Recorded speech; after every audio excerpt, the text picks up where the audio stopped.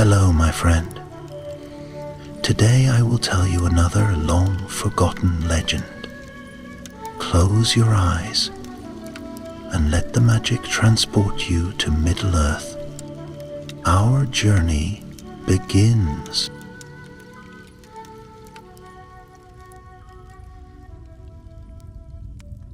In the deep, quiet places of the world, where time moves like a slow river and the stars watch with unblinking eyes, there was a being who once walked in light. His name was Myron, the admirable, the most gifted of the Maia, disciple of Auli the smith. In the far ages before history was written, he loved the art of making, the shaping of form, the bending of fire and stone into marvels beyond imagining. He delighted in the order of things, the way metal flowed like water under the hammer, the way stone took shape with patient hands. But light dims when shadow beckons, and so it was that Mehran, in his thirst for perfection, turned his gaze toward Melkor, the mightiest of the Valar, who rebelled against the order of the world. In Melkor, Mehran saw not chaos but will, a force to shape the world as one sees fit, to bend and mold it not as it was meant to be, but as it should be. And so the admirable became Sauron the abhorred. Now Morgoth, the great enemy, had been cast into the void, his ruin so great that even his shadow no longer troubled the lands of Middle-earth. But his lieutenant, his most trusted servant, remained. Sauron, though lesser in stature than his former master, had learned much. He had watched how power moved, how it whispered rather than roared, how it could shape not only stone and steel but the hearts of those who wielded them. And so he vanished. He became a whisper in the dark, a shadow in the corners of the world, watching, waiting. The years passed in silence, and in the absence of war, the free peoples of Middle-earth began to forget. The elves built great cities, the dwarves carved deep halls into the bones of the earth, and the men of Númenor, blessed with the grace of the Valar, rose in strength across the seas. But Sauron did not forget. He walked unseen, cloaking himself in shapes pleasing to those who would listen. He became Annatar, the Lord of gifts, fair and wise, his voice soft as evening rain, his hands ever open in generosity. He wandered the lands of the elves, offering knowledge freely, whispering secrets of smithing, of magic, of the bending of time and will into something greater than mere craft. And so he came to Eregion, where the greatest elven smiths dwelt, the Gwaith Ai-Myrdain, the people of the jewel smiths. And among them was one whose hands rivaled the great Feanor of old, a craftsman whose skill danced on the edge of the divine. His name was Celebrimbor, son of Curufin, last heir of the house of Feanor. Celebrimbor listened. Oh, how he listened, for Annatar's words were not harsh commands, nor cruel demands, but promises, sweet and rich as honeyed wine. The world is changing, Annatar said, standing beneath the golden boughs of Eregion, his fair face touched by the light of the setting sun. Have you not seen it? The fading of old wonders, the slow march of time that steals even the fairest of glories. But we can preserve them. We can make them last. And Celebrimbor, longing for greatness not for himself, but for the world he loved, nodded. Together they forged. It was slow at first, the shaping of metals mixed with forgotten enchantments, the careful balance of art and sorcery. Annatar guided them, teaching them ways even the eldest of the elves had not known. Under his instruction, the smiths of Eregion created works of wonder. Swords that could never dull, shields that never shattered, jewels that shone with an inner light. But Annatar had greater plans. A single ring of power is crude, its force direct and unrefined, he mused one evening, his golden hair gleaming in the firelight of the forge. But many, many rings, each tuned to a different will, a different purpose, they would be a work of true mastery. And so the rings of power were conceived. First, they made lesser rings, experiments in craft and control, learning how power might be bound to gold and silver, how it might flow like water through the veins of the earth. These were practice pieces, scattered across the ages, some lost, some still slumbering in forgotten hoards. Then came the greater works, the rings that would change the fate of Middle-earth, 9 for the kings of men, whose hearts were ambitious and proud, ever longing for dominion over death itself. 7 for the lords of the dwarves, whose hands hoarded wealth and delved deep, seeking treasures in the dark. And at last 3 for the elves, the fairest and mightiest of the rings. Celebrimbor forged these alone in secret, pouring all his heart into their making. Vilya, Nenya, and Narya, rings of air, water, and fire. They would not dominate nor control, but preserve all that was bright and beautiful, a counterforce to time's slow decay. Annatar praised them, his voice thick with admiration. He ran his fingers over the delicate engravings, smiling, but he did not touch them, for these were not truly his. There was still one more ring to be made, and in the depths of Mount Doom, in the smoldering heart of Oro Druin, Sauron worked alone. There, amidst the seething rivers of fire, he shaped the one ring, pouring into it the vastness of his will, his malice, his hunger for order and dominion. With each word of binding, his spirit fused into the metal, a tether invisible yet inescapable. One ring to rule them all, he whispered, the words thrumming through the dark. The flame surged higher, turning gold into a thing of shadow and fire, until at last the ring lay complete.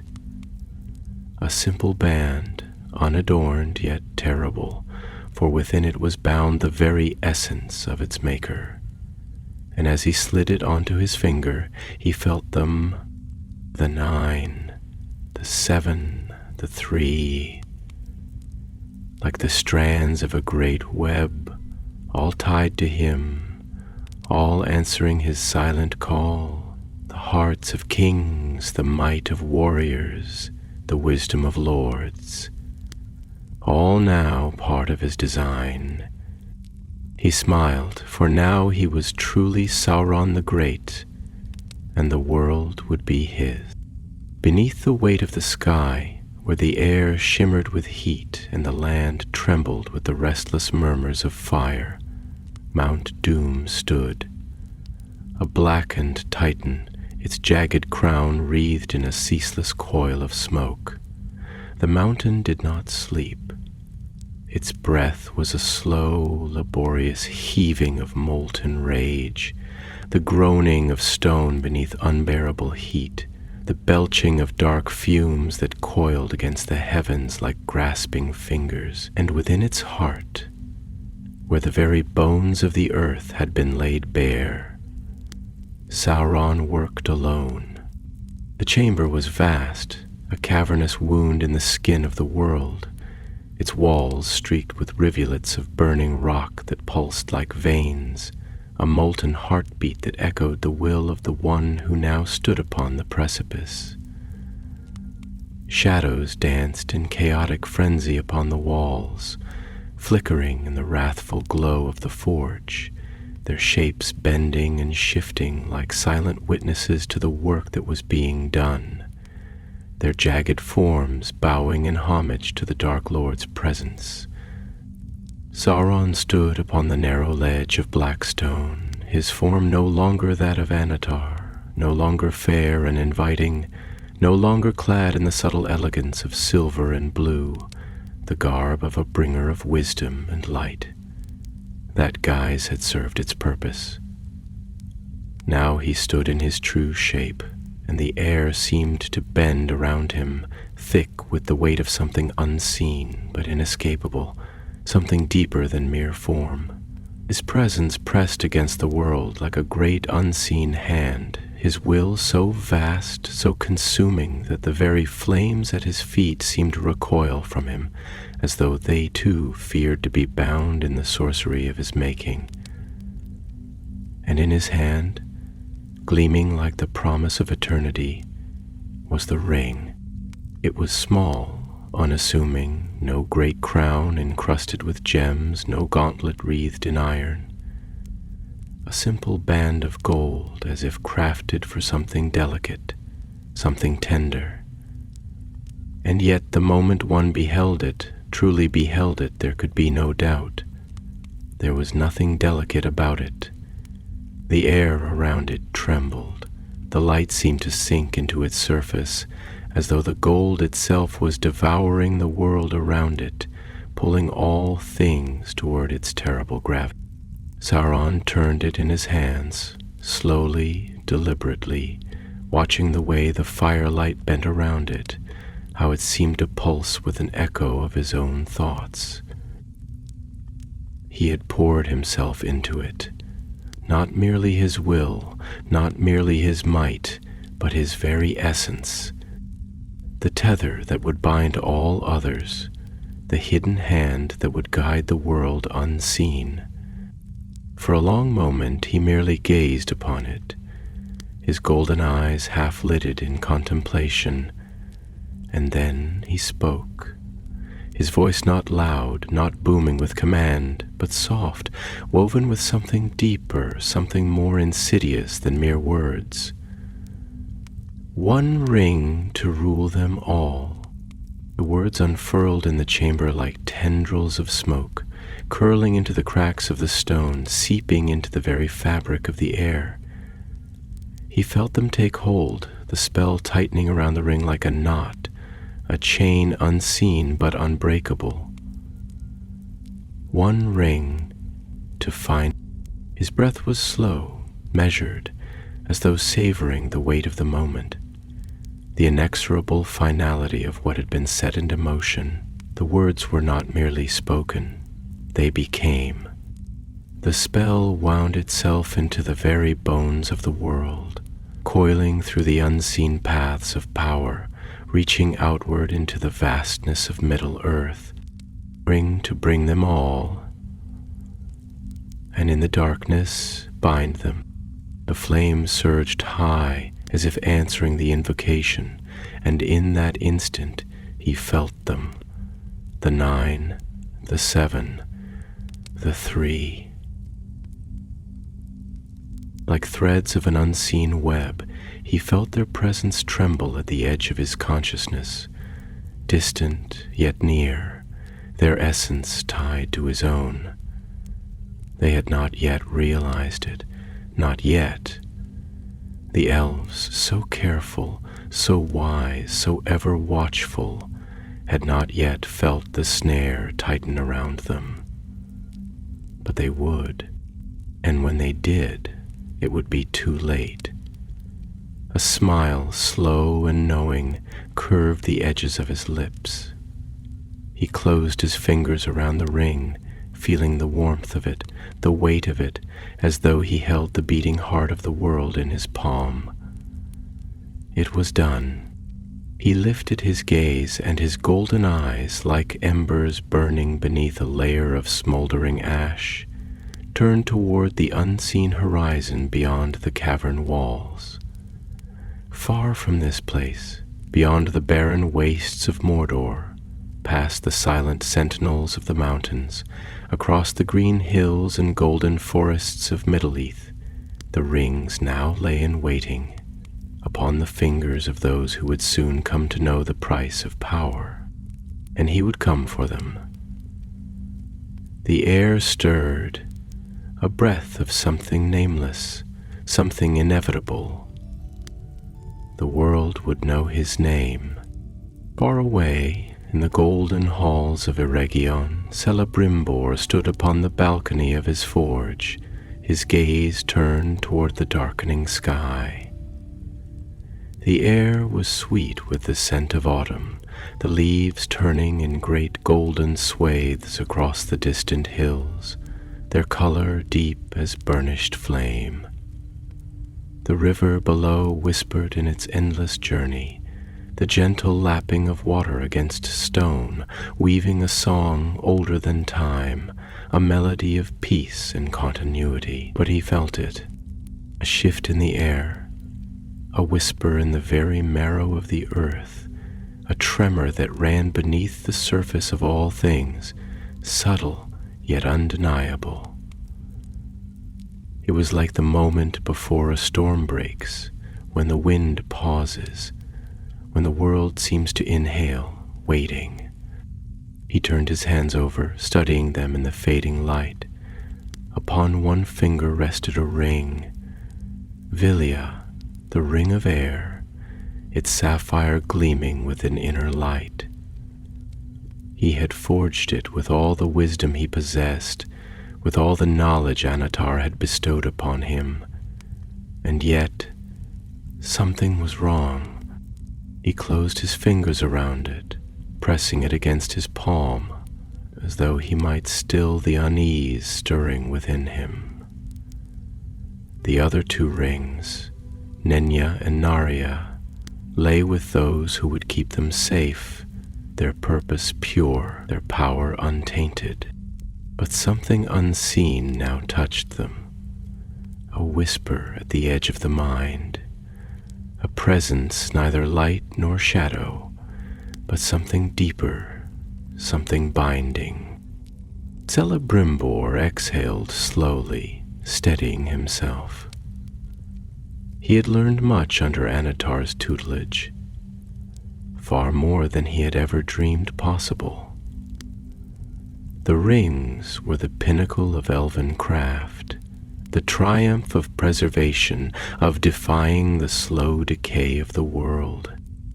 And yet, the moment he had set the last one upon his finger, he had felt it a shadow, distant but reaching, like the first fingers of dusk creeping over the horizon. His mind turned unbidden to Anatar, the fair stranger who had come to Eregion, bearing gifts of knowledge and art, who had spoken with such wisdom, such passion, of preserving all that was good and beautiful. And for the first time doubt took root in Celebrimbor's heart. A wind stirred the trees, the golden leaves whispering like voices from ages past. The world was changing, and though he did not yet understand why, Celebrimbor knew one thing: a great deception had begun. The air in Eregion was heavy with the scent of autumn, thick with the perfume of golden leaves crisping upon the branches, the damp fragrance of earth and river mingling with the lingering warmth of the sun.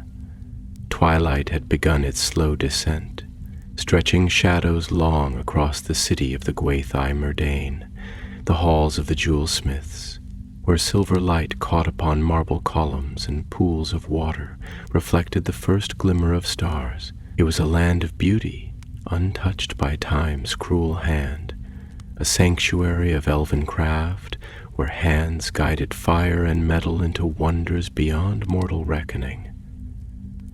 And at its heart, standing atop the high terrace of his forge, Celebrimbor gazed out upon his home, a frown furrowing the smoothness of his brow, his hands tightening upon the stone railing as a slow unease coiled within him like mist rising upon the Bruin River at dawn. It had been days since the completion of the 3 rings, days since he had set them upon his hand and felt the first stirrings of something unspoken. An echo upon the wind, a whisper just beyond the edges of his mind. At first it had been a fleeting thing, a mere trick of the senses, a ghost of his own exhaustion after long nights in the forge.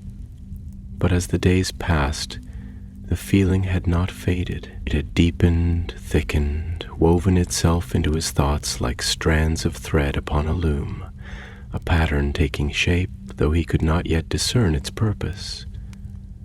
And now, standing here, as the light of the world softened into dusk, he could no longer deny the truth. Something had changed. He turned the ring upon his finger, the sapphire of Villia gleaming with an inner radiance, cold and clear as the sky upon a winter's eve.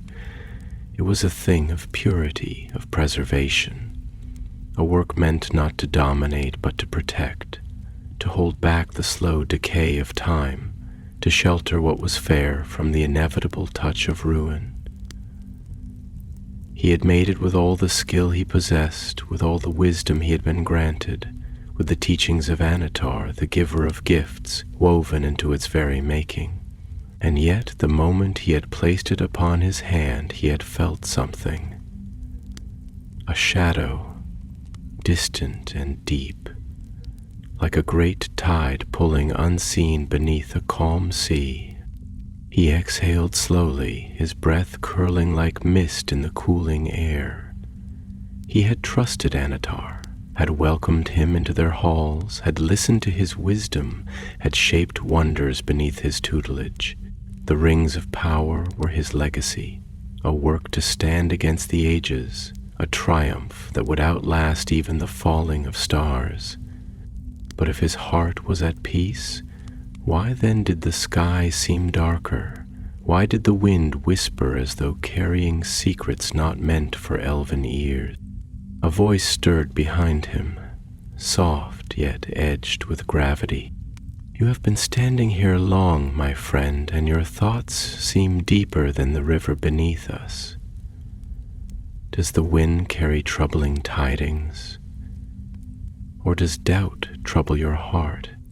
Narvi, master smith of the dwarves of Khazad-dûm, stood in the archway of the terrace, his great beard braided with silver rings, his broad hands calloused with the work of ages.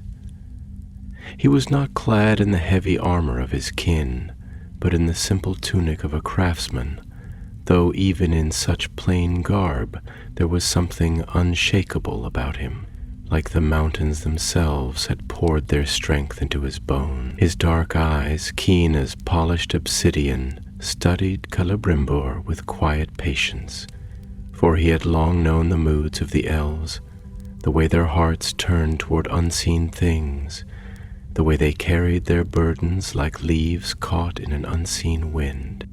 Celebrimbor did not turn at once, but let his fingers glide over the cool stone railing, his gaze fixed upon the distant mountains where the last rays of light bled gold upon the peaks. When he spoke, his voice was measured, but there was something taut beneath it, like the drawn string of a bow. Have you ever looked upon a thing you have made with your own hands, Narvi, and felt that it was both great and terrible? That within it lay not only the beauty of craft, but the weight of something unseen, something that stretches beyond your understanding. The dwarf frowned slightly, stepping forward with slow, deliberate steps, his heavy boots clicking softly against the stone. "Aye," he said after a moment, folding his arms across his broad chest. "Every craftsman knows this feeling, though we do not always speak of it. When we shape metal, we shape it not only with our hands, but with our hearts, and sometimes," his voice lowered, thoughtful now. Sometimes we put more of ourselves into our work than we intend. Perhaps that is what you feel, Celebrimbor. You have made something great, but greatness is not without cost. Even the strongest steel carries the weight of the fire that forged it. Celebrimbor exhaled, running a hand through his dark hair, his gaze still distant. It is not merely the weight of my own hands that troubles me, he admitted. It is something else, a presence, distant yet near, like a shadow upon the water, a tether I cannot see, but that I feel nonetheless. Narvi was silent for a long moment, his brow furrowed in thought. Then, with a sigh, he stepped beside Celebrimbor and leaned upon the railing, gazing out into the deepening twilight. You speak as if something binds you, yet you do not see the chain, he said at last. That is a troubling thing, my friend. If you suspect that a shadow lurks within your work, then you must seek the light that will cast it away. There is no forge that cannot be undone, no craft so perfect that it cannot be questioned. You are Celebrimbor, son of Curufin, heir of Feanor. You are not a man who walks blindly in the dark. Celebrimbor exhaled sharply, forcing his fingers to unclench from the table's edge, forcing himself to push back against the growing tide of dread that threatened to drown him. He could not afford fear. Not now. There was still time. Not much, but enough. He had sent word to Elrond, had sent word to Gil-galad, had sent warnings to the wise, those who might yet stand against what was to come. He could not undo what had been wrought, could not turn back the hands of time to unmake his mistake. But he could act. He could still sever what could be severed, still hide what could be hidden. Still, the thought died in his mind, replaced by a slow, creeping chill. The air in the chamber shifted, not a sound, not a movement, but something deeper, something wrong, as though the space itself had trembled, as though the fabric of the world had bent ever so slightly, just enough to make the skin crawl, to make the breath catch in the throat, to make the mind hesitate in primal, instinctive warning. He straightened, slowly, his heartbeat hammering in his chest, his ears straining against the silence, and then, Celebrimbor. The voice was soft, too soft, not a whisper, not an echo, not something spoken aloud, yet it was there, pressing against the edges of his mind, curling around his thoughts like smoke, wrapping around his senses with a presence that was neither near nor far, neither seen nor unseen, yet utterly inescapable. He closed his eyes, gripping the edge of the table, forcing his breathing to steady. You feel it, do you not? The voice was smooth as polished glass, deep and measured, every syllable precise, every intonation deliberate. It was not angry, it was not cruel, and yet it held something far worse than wrath or malice. It held certainty. You know now what you have done. You see what has been made, and still you resist. Still you think yourself free. Celebrimbor's jaw tightened. His breath left him in a slow, controlled exhale, though his fingers dug into the marble, his knuckles pale with the force of his grip. He would not answer. He would not give voice to what lurked at the edges of his thoughts. Would not let it in. A quiet chuckle, low, amused, patient. Do not fear, son of Curufin. I do not come to you in anger. There is no need for fear between us. After all, we are bound together now, are we not? A tremor ran through Celebrimbor's frame, though he did not move, did not falter, did not let the words break him. But the presence did not withdraw.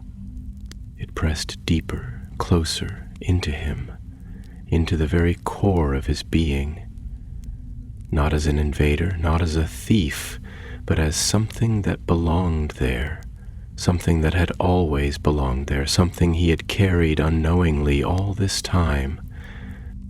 "You feel it," the voice murmured, softer now, almost gentle. "You have always felt it, the tether, the bond, the truth you did not wish to see, but you see it now, do you not?" Celebrimbor forced his eyes open, staring at the rings before him. His heart thundered in his chest. No. The voice was barely his own, barely more than a whisper, but it was his. A pause, a beat of silence, and then, no. The voice was not angry, not cruel, but there was something in it now, something vast, something amused, but infinitely, terribly patient. Oh, but you do see it. You cannot unsee it now. You understand better than any of your kind, better than any who came before you. You know what power truly is. It is not strength of arm, nor the sharpness of steel, not the fleeting grasp of kings, nor the empty crowns of fading lords. Power is not taken, it is woven, it is bound. And you, Master Smith, you have forged a power greater than any who came before you. Do you not see it? You have created my greatest work. Celebrimbor closed his eyes, his breath ragged, his thoughts spiraling, twisting upon themselves. You cannot unmake it.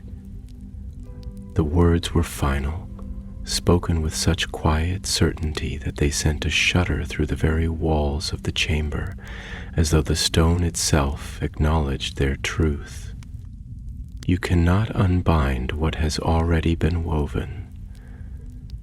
The moment you shaped them, the moment you laid the spell upon the molten gold, the moment you called upon the power that was given freely to you, you chose. The rings are mine, Celebrimbor. They have always been mine, and now so are you. A whisper of something unseen, something vast, something unfathomable, coiling around him, through the very magic that had shaped the rings, through the very air he breathed. "It is done," Celebrimbor gasped, staggering backward, his chest rising and falling in sharp, uneven breaths, his pulse hammering so violently he thought it might break him. The chamber was the same, the world had not changed, and yet he knew. He had lost, and far away, in the depths of Barad-dûr, Sauron opened his eyes, his golden gaze gleaming in the darkness, and he smiled. The binding was complete. The stars were veiled over Eregion, their light smothered beneath the gathering storm that crept across the sky, thick as ink, restless as the tide of fate that had turned against the city. No wind stirred the golden leaves of the Malorn trees, no whisper of birdsong broke the suffocating hush that had fallen over the once bright halls of Ostin Edhill. The air itself felt heavy, thick with something unseen yet inescapable, something that pressed against the stones, against the towers and the domes and the forges, where fire had long burned in the name of craft and knowledge. But the flames had dimmed now, their glow flickering uncertainly, like dying embers beneath an encroaching night. And in the heart of it all, Celebrimbor stood, motionless, unbreathing, staring at the rings of power as if they were strangers to him, as if they were not the work of his own hands, as if they were something ancient and unknowable, something carved from the marrow of the world itself. His fingers trembled where they hovered over the polished gold, over the gleaming gemstones that still pulsed with their own inner radiance. But now he could feel it beneath the beauty, beneath the enchantments that he had woven with all his heart and all his skill, a thread, thin yet unbreakable, invisible yet absolute, pulling, binding, whispering. It was a chain, and it did not belong to him. The breath that left his lips was slow, hollow, weighted with the shattering of a truth he had known but refused to name. He had spent years shaping these rings, had poured himself into them, had forged them not for dominion, not for conquest, but for preservation, for the defiance of time, for the keeping of all that was fair in the world. And yet, even as he had worked, even as he had labored beneath the guiding voice of Anatar, there had been another hand at the forge, unseen yet ever present, a will that had coiled itself into the very metal, into the very spellwork, a will that had waited, and now it had awakened. The whisper came again, curling through his mind like a serpent winding through the roots of a dying tree, soft and inescapable, neither loud nor cruel, but something far worse, assured. You see now, do you not? Celebrimbor did not move, did not speak, but his heart pounded against his ribs like a hammer striking an anvil, a rhythm that had no place in the stillness that surrounded him. You have always known. In the depths of your heart you have felt it. Even as your hands shaped them, even as you spoke the incantations, even as you called upon the powers that were granted so freely to you, there was a shadow, was there not? A weight beneath the light, a whisper beneath the song. And yet you would not listen. His eyes burned, his throat clenched. He forced himself to breathe. You thought yourself their master. You thought yourself their creator. But nothing is made that does not bear the mark of its maker. And you were not alone in the forging. The words wound through his mind like a slow, tightening noose, not shouted, not forced, but spoken with the terrible patience of inevitability, the certainty of a tide that no shore could resist. You cannot sever what has already been woven. You cannot unmake what has already been set into the fabric of the world. The rings are bound, and through them, so are you. A breath shuddered through Celebrimor's lips, his body rigid, his mind reeling. He wanted to deny it, he wanted to scream, he wanted to take the rings and cast them into the depths of the forge, wanted to break them, wanted to unmake them, wanted to tear the very fabric of his craft apart with his own hands and burn away the taint that had been laced into them from the very beginning.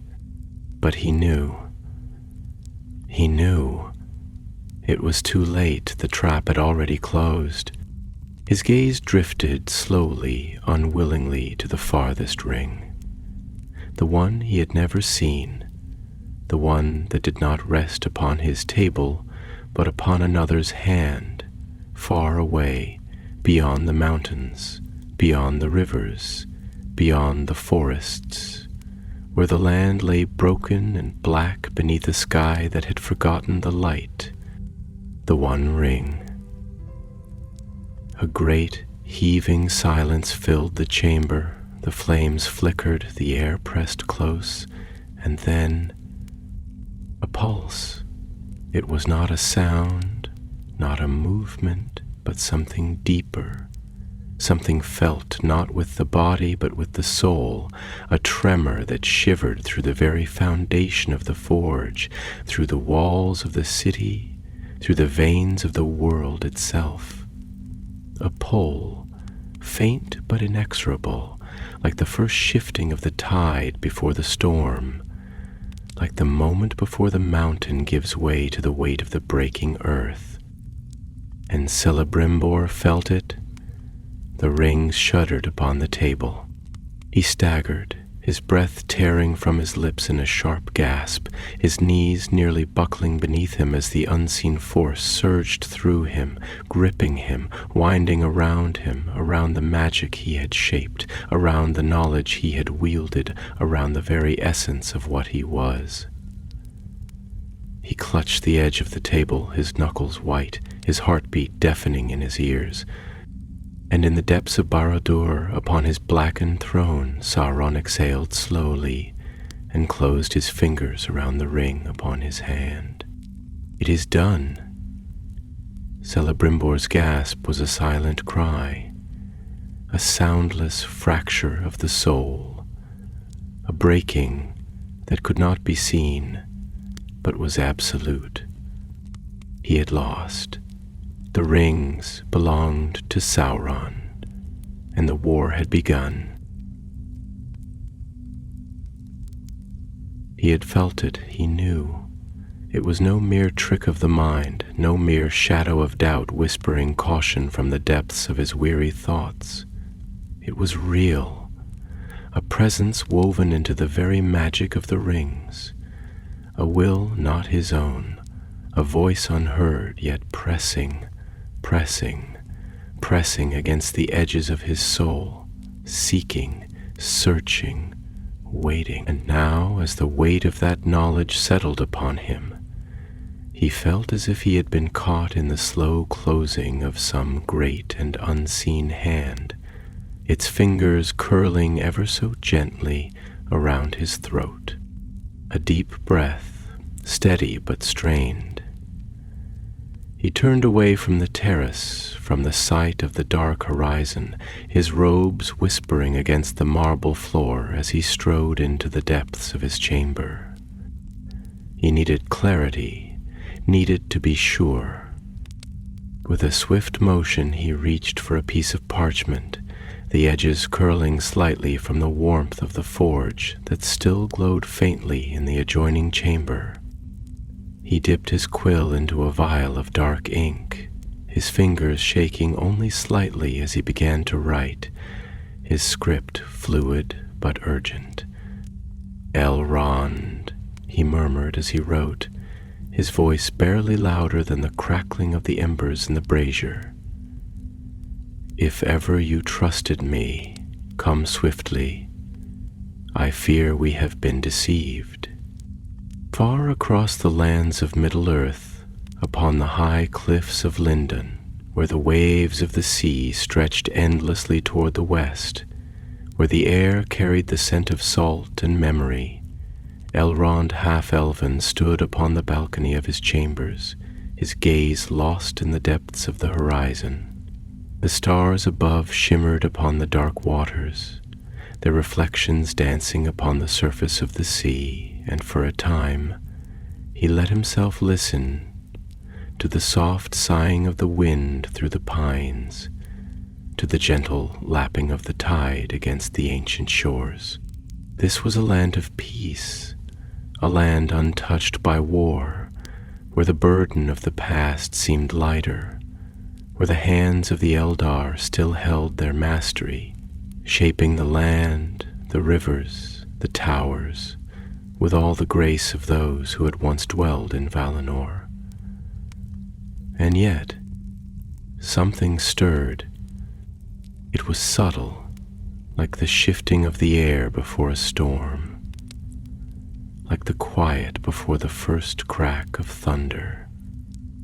A sense of unease had settled in his mind, faint yet persistent, like a whisper of breath against the nape of the neck. He did not know its source, but he felt it, deep within the marrow of his bones. It was the same feeling he had known before great calamities, the same shiver that had run through him before the fall of Gondolin, before the flames of war had consumed Beleriand, before all that was fair had been sundered beneath the weight of shadow. A soft knock upon the door drew him from his thoughts, and he turned, his robes catching the cool light of the lanterns as he stepped forward. When he opened the door, a young elven scribe bowed slightly, his expression grave, his hands outstretched with a single parchment, the seal of Celebrimbor pressed into the wax.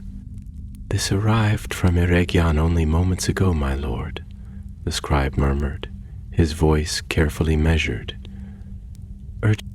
Elrond took the letter without hesitation, breaking the seal with a single motion, his eyes scanning the words, his heartbeat slowing, then quickening, then slowing again, as the weight of what he read settled over him. He had feared this. He had known this. With a slow exhale, he lifted his gaze, his fingers tightening slightly around the parchment. "Summon my horse," he said quietly. "We ride before the dawn." And far away, beneath the shadowed vaults of Barad-dûr, where the very air seemed to tremble with the weight of malice, Sauron stood upon his black throne, the dim glow of the forge casting flickering light upon the polished surface of his armor, upon the cruel, inlaid runes that glowed faintly with power. He did not need to speak, did not need to move, for he had felt it. The moment of recognition, the moment of understanding that had taken root within Celebrimbor, the moment where doubt had transformed into certainty, where suspicion had given way to fear.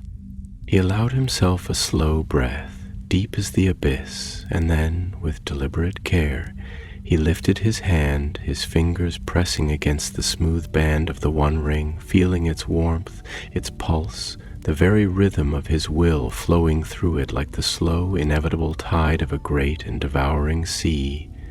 He had bound them. They would struggle, yes.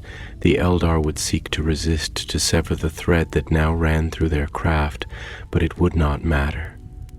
The net had been woven too finely, the trap laid with too much precision. It was done. A quiet chuckle, dark and amused, echoed through the chamber, reverberating against the cold stone walls, as Sauron turned his gaze toward the distant west, toward the land where his final game had begun to unfold. "Run if you wish, little smith," he murmured, his voice barely louder than the whisper of the flames. "Call upon your friends, call upon your wisdom, seek your refuge in the towers of the Eldar, but you cannot run from what is already within you. The chain is woven, the binding is made." His lips curved into a slow smile, his golden eyes burning like twin embers in the dark. "You cannot unmake me, Celebrimbor. You never could." And with a single breath he called, and far away, across the lands of Middle-earth, across the rivers and forests and golden halls of the elves, the rings trembled. The night stretched vast and unbroken over Eregion, its darkness deep and absolute, save for the pale glimmer of the stars above, distant and indifferent, watching from the vaults of eternity as the world below stirred with uneasy breath. The wind, which had once carried the song of elven voices and the murmurs of the great forges, now slithered through the golden avenues of Ost and Edil with a hushed urgency, as though whispering warnings that only the stones could understand. It brushed against the tall spires and domed halls, through the courtyards where fountains once danced with silver light, now eerily still, their waters trembling with something unseen. The city had not changed, not yet, but a shadow had crept into its heart, silent and unseen, and those who had ears attuned to such things could hear the first subtle strains of dissonance in the great harmony that had long endured here. Celebrimbor stood in his private chamber, the warm glow of the forge behind him casting his tall figure in a wavering silhouette against the cold light of the moon. His hands rested upon the surface of a great table of white stone, its smooth surface reflecting the faint gleam of Villia, the ring of air which still sat upon his finger. The sapphire glowed softly, its light pure, untouched by the creeping taint that he now feared lay entwined within its very essence. His mind was a storm of conflicting certainties, his heart a battlefield of war between pride and dread, between the love of his craft and the terrible realization that his masterpiece, his grandest work, was not entirely his own. For how could it be? The knowledge, the guidance, the very principles upon which the rings of power had been built had come from Annatar. And Annatar was not what he had claimed to be. The thought was a jagged knife twisting in his mind, a slow, agonizing realization that sent him pacing across the chamber, his fingers tightening into fists. He had been deceived, and yet the deception had been flawless, so carefully laid that even one such as he, with all his wisdom and all his caution, had welcomed it. Annatar, fair and silver-tongued, patient and generous, offering knowledge not in force, not in arrogance, but with the careful, measured touch of one who understood the desires of the heart, the longings of the soul. And Celebrimbor had believed him, had trusted that the power they wrought together was for the betterment of Middle-earth, for the preservation of beauty, for the defiance of time's cruel hand. How many times had they spoken together beneath the high arches of the forges, as the molten rivers of silver and gold glowed in their crucibles, as the hammers rang upon enchanted metal.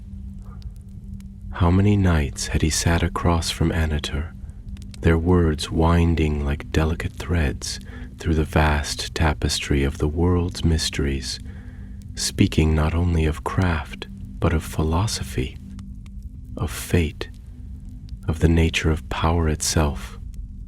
Power is not domination, my friend, Annatar had once said, his voice smooth as glass, deep as the wells of the world, his golden eyes alight with conviction as they stood beneath the great dome of the forge. It is not cruelty, nor the breaking of wills. That is the folly of Morgoth, and I do not walk his path. Power, true power, is the ability to preserve, to create something greater than oneself, something that will endure beyond the decay of the world. Tell me, do the stars above diminish because they burn bright? Do they not cast their radiance freely without diminishing their own beauty? Celebrimbor had nodded then, caught in the spell of those words, the logic of them so clear, so undeniable. He had believed.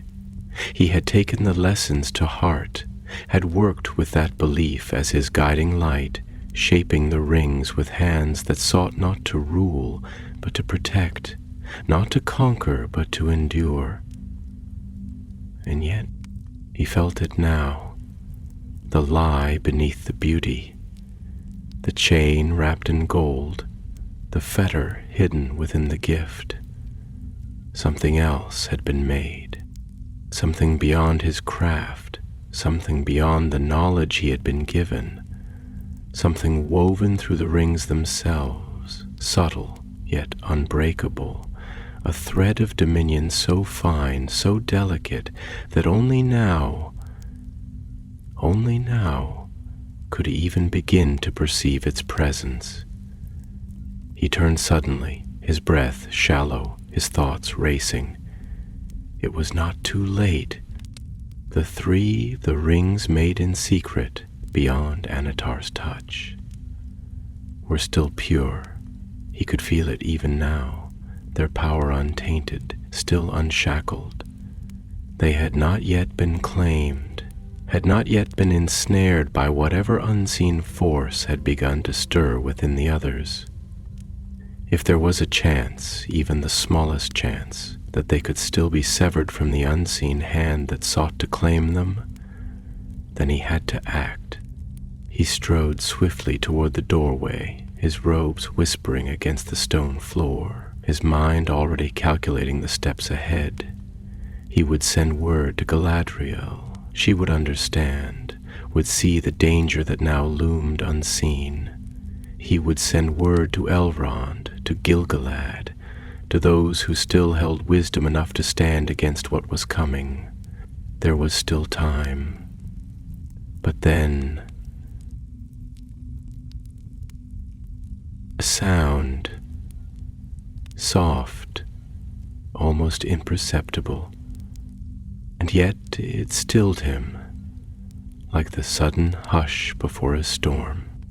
It was a whisper, not of wind, not of the murmuring trees beyond the terrace, but something deeper, something vast and unseen, like the slow shifting of great chains upon the unseen loom of the world.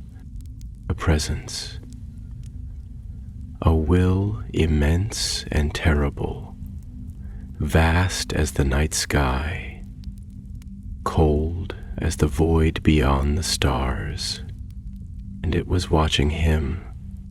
Celebrimbor staggered, gripping the doorway as the air seemed to tighten around him, pressing against his skin like unseen hands, like fingers of shadow trailing down his spine.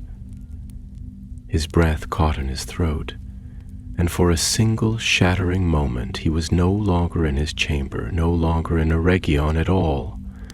He was elsewhere, a place of darkness, a place of fire, a place where gold burned and a single perfect ring gleamed in the flickering light.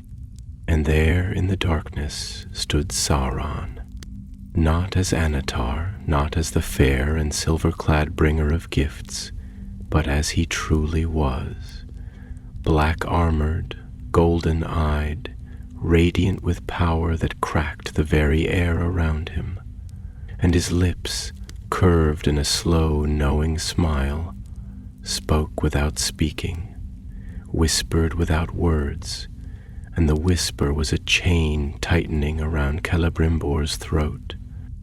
"You see now, don't you?" The vision shattered like glass. Celebrimbor gasped, stumbling forward, his heart hammering in his chest, his lungs burning with the breath he had not realized he had held. He was in his chamber, the night air cold against his skin, the city of Eregion still standing beyond his window. But something had changed. He could feel it. The binding had begun. The wind howled through the streets of Ostin Eddil, weaving between the high towers of the Gwaith-i Myrdain, tugging at banners embroidered with the silver trees of Eregion, stirring the golden leaves that clung stubbornly to the ancient Malorn groves that lined the courtyards of the city. The scent of forge fire still lingered in the air, mingling with the cool breath of autumn. Yet there was a heaviness now, something unseen pressing upon the land like the hush before a great storm, a pause in the very rhythm of the world. It was as if Middle-earth itself had inhaled sharply, waiting, watching, as fate bent in ways that could not yet be unraveled. And in the heart of it all, Celebrimbor stood unmoving, his breath shallow, his mind racing, his body trembling in the aftermath of what he had seen. The chamber around him remained unchanged, the same towering shelves filled with scrolls of ancient knowledge, the same silvered tools resting upon polished marble tables, the same soft flicker of candlelight illuminating the delicate carvings upon the high ceiling. But he knew, with the certainty of one who has glimpsed something vast and terrible, that nothing was the same. He had seen him, Sauron, not the fair-voiced Anatar, the gentle counselor who had whispered of preservation and power, of defying the decay of the world with gifts of craft and knowledge, but the true form that had lurked behind the mask all along, the Dark Lord, radiant and terrible, shrouded in shadow and fire, his will vast enough to bend the very fabric of creation to his design. He had not spoken in words, and yet his voice had echoed in the marrow of Celebrimbor's bones, a whisper like the turning of millennia, a murmur like the slow, grinding shift of mountains beneath the weight of time. You see now, don't you? The words clung to the edges of his thoughts, like a brand upon his mind, and with them came the deeper realization, the truth that could no longer be ignored. The rings of power were bound not to him, not to the elves who had forged them, not even to Middle-earth itself, but to something greater, something far darker, something that had been waiting, patient and unseen, beneath the golden light of Eregion's ambition. The three, though untouched by Sauron's hand, were still linked to the craft of the others, still caught in the web that had been spun around them, a design so perfect, so terribly inevitable that even now, when he saw the full horror of it, he did not know if it could be undone. The thought was a weight upon his chest, heavy as stone, and for a long moment he simply stood there, his hands braced against the table, his breath shallow, his eyes staring at nothing.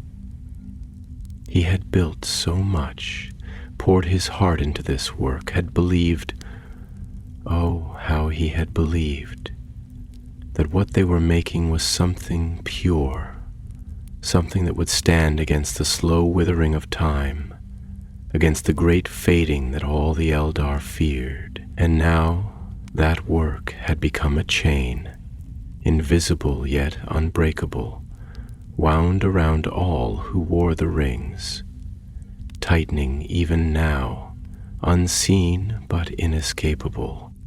A voice broke the silence, deep and steady, carrying the weight of stone and earth, of mountains that had stood long before any elf had set foot in this land. You are troubled, my friend. Your face is like a smith's upon seeing a blade crack upon the anvil. Something has shattered in you. Celebrimbor turned slowly and met the dark gaze of Narvi, the master smith of Khazad-dûm, who stood in the doorway, his thick arms crossed over his chest, his heavy brows furrowed in something more than simple concern. The dwarf had always been perceptive in ways that many underestimated, and there was no hiding the turmoil that must have been written across Celebrimbor's face, no way to mask the weight that now settled upon his shoulder. For a moment he did not answer. He simply let his gaze drift to the firelit chamber beyond, where the embers of the forge still pulsed like slumbering coals, where the tools of his craft lay in quiet repose, waiting for hands that could no longer work them with the same certainty as before. "Tell me, Narvi," he said at last, his voice quiet but edged with something that had not been there before, something fractured, something lost. "What would you do if you realized that the greatest thing you had ever made, the thing in which you had poured all your skill, all your heart, all your very essence, was not truly yours, that it had been shaped by another's will without your knowing, that its very foundation was laid with chains you could not see. The dwarf studied him for a long moment, his dark eyes sharp beneath his furrowed brow, and when he spoke there was no jest in his voice, no lightness to soften the truth of his words. "Then I would take a hammer to it," Narvi said simply, his voice like the echo of a deep cavern, unwavering and certain. "If a thing is made with hidden chains, that is not a work of craft, but a work of slavery. And I would rather see my own forge reduced to ruin than let such a thing endure." Celebrimbor exhaled slowly, turning his gaze back to the rings, the delicate bands gleaming upon the marble table, each one a symbol of all he had sought to preserve, each one now a wound that could not be healed. The idea of destroying them, of unmaking all that had been wrought, was like asking him to carve out his own heart, to cast aside everything that had given meaning to his existence. But Narvi's words echoed in his mind, steady and immovable, like the foundation of the mountains themselves. Better to break something than let it break you. And yet, could they even be unmade? The forge had cooled, the gold had hardened, the enchantments had been set like the paths of stars long fixed in the heavens. Could the bindings be severed, or had he in his folly already sealed his own fate? His fingers brushed over the cool surface of Villia, and for the first time he felt not pride, not wonder, but fear, because he did not know the answer. And far away, across the vast expanse of Middle-earth, upon the blackened heights of Barad-dûr, Sauron stood beneath the wheeling stars, his golden eyes narrowing, his lips curling into a slow, knowing smile. He had felt it, the moment of doubt, the whisper of fear, the first crack in the fortress of Celebrimbor's mind. It was beginning, and soon there would be no choice left at all. The silence in Ostin Edhil had changed. It was no longer the gentle quiet of a city at rest, no longer the hush of evening falling upon the golden courtyards, nor the soft murmuring of leaves stirred by a passing breeze. It was deeper now, heavier, laden with a weight that pressed against the stones, against the very air itself, as though the land had sensed what was coming, as though the foundations of the world had begun to tremble beneath the slow tightening of an unseen noose. The sky above was vast and silver, dark, the stars glimmering like distant watchfires, their light cold and indifferent, their ancient gaze unwavering as the fate of Eregion hung upon a precipice, unseen but felt. And Celebrimbor, standing alone in the highest chamber of the forge hall, his hands braced upon the white marble table where the rings of power lay gleaming beneath the candlelight, felt the weight of that silence pressing into his very bones. The realization had fully settled now, cold as steel, unshakable as the mountain roots. He had not merely been deceived. He had been bound, not in chains of iron or spell-woven cords, but in something far more insidious, something that had curled itself into the very fabric of his work, into the gold and mithril and enchanted gems of the rings he had so carefully, so lovingly crafted. He had thought himself their maker, had thought their power to be his, and yet even now, as he stared at them, he felt the whisper of another will running through them, a current of power just beyond his reach, a presence that had always been there, waiting, unseen, and now awakening. And far away, across the barren lands of Mordor, Sauron had smiled.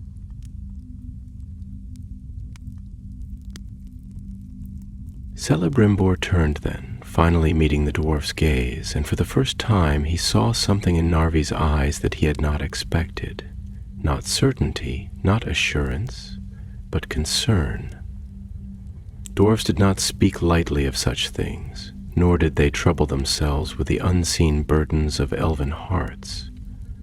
And yet, here was Narvi, his gaze steady, his words careful, as though he too had begun to sense that something was amiss. The wind stirred again, carrying with it the scent of the forges below, the rich perfume of burning coal and molten silver. And in that moment, something settled within Celebrimbor, something quiet yet unshakable.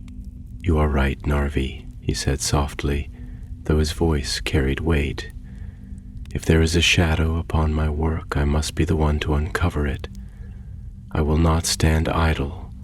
I will seek the truth." Narvi nodded once, his expression grim. "Then let us hope the truth does not find you first." And far away, beyond the mountains, beyond the forests and rivers, in the blackened halls of Barad-dûr, Sauron turned his gaze eastward, his golden eyes narrowing, his lips curling into a smile that was neither warm nor kind. For the trap had been set, and the hunter had already begun to tighten the noose. The night deepened over Erygion, stretching its vast and endless canopy of stars across the heavens, a tapestry woven in silver and shadow.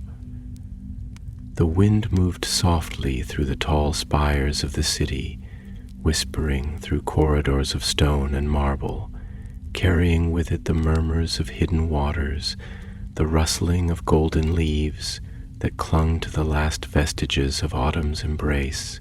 Far below the high terraces, the forges of the Gwaithir Myrdain still burned, their light flickering against the walls of the valley like the watchful eyes of some slumbering beast.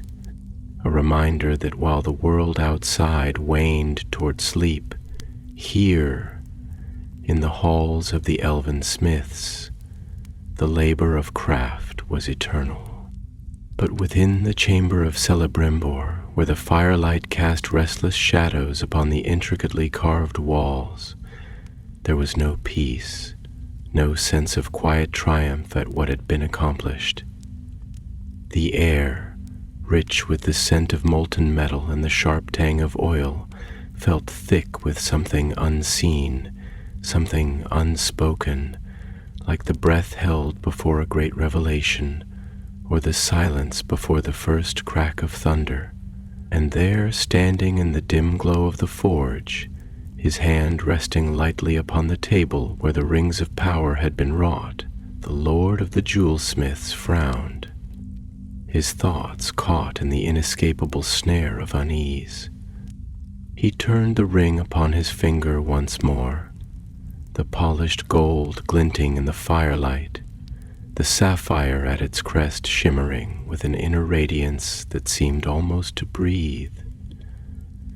He had crafted it with care, with precision, pouring into it all the knowledge granted to him, all the wisdom shared in long hours of discourse with Anatar, whose voice had been like honeyed wine, whose counsel had been deep as the wells of the world. And yet, for all its beauty, for all its power, there was something about it that now troubled him.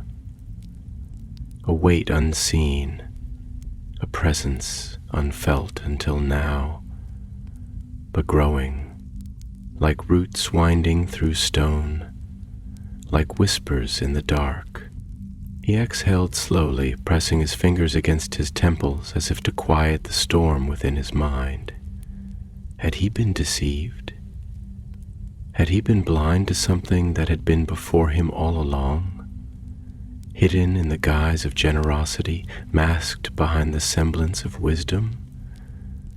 The thought unsettled him, for it was not in the nature of the Eldar to doubt so quickly, and yet, doubt had already taken root, a seed planted in the soil of his thoughts, now bursting into bloom with every passing moment.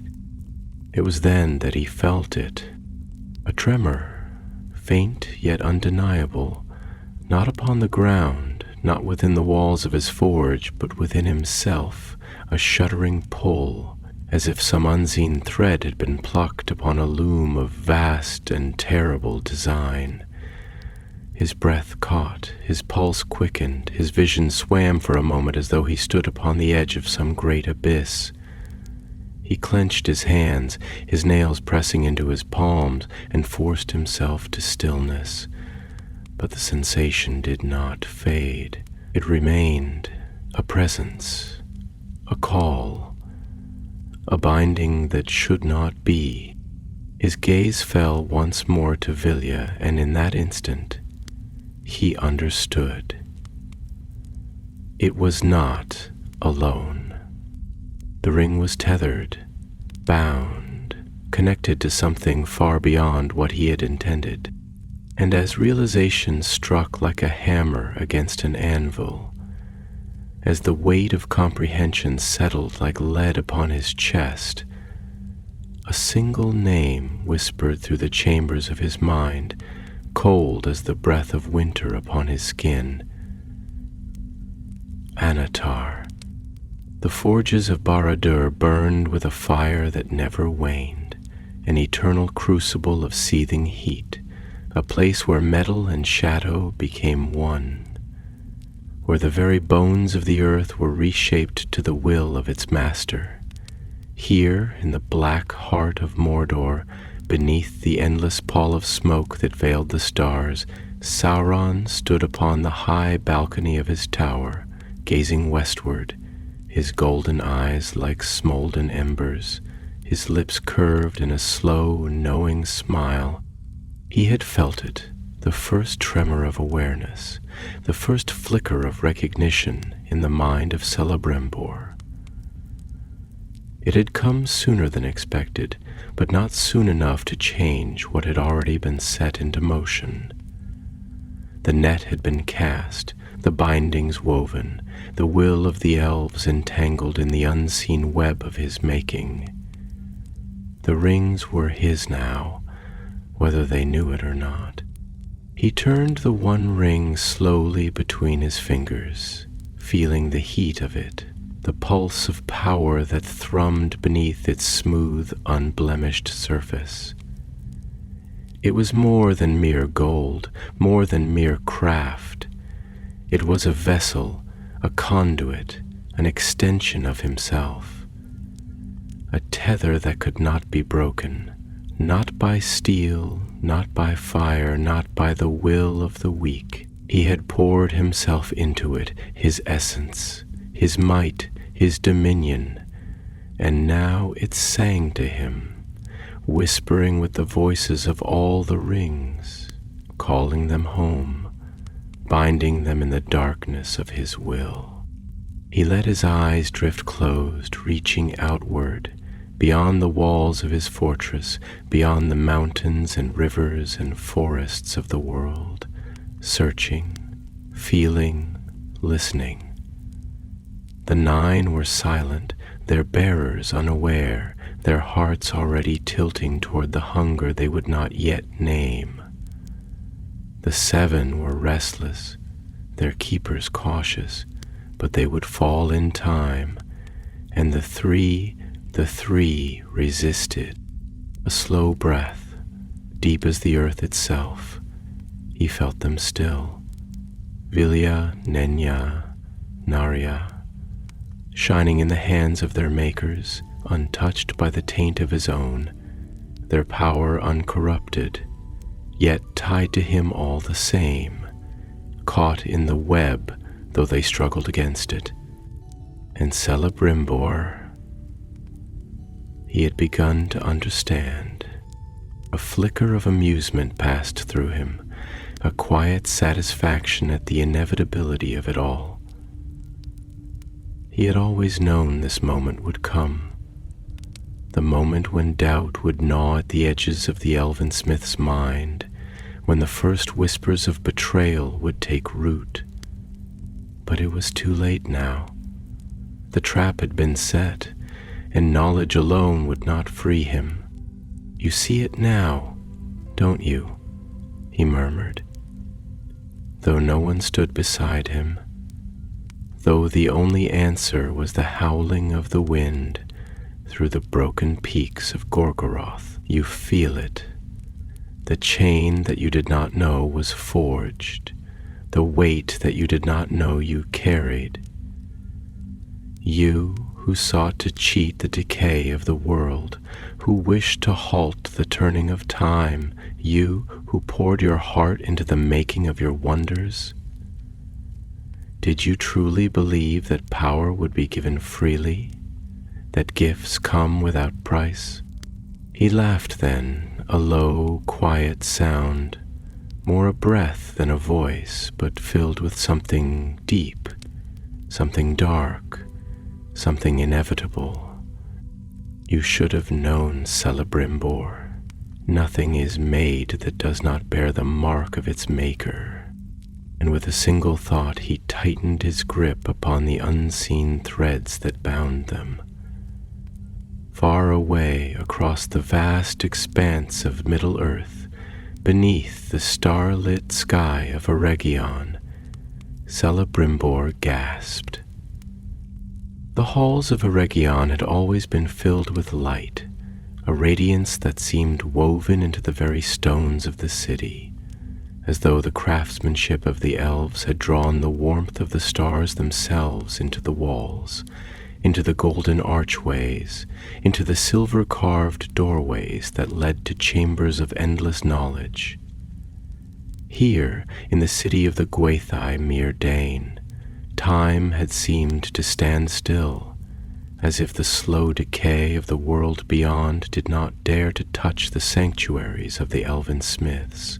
Even the air, scented with the ever-present perfume of burning oak and molten silver, carried a weightlessness to it, a sense of permanence, of security. But tonight, everything felt different.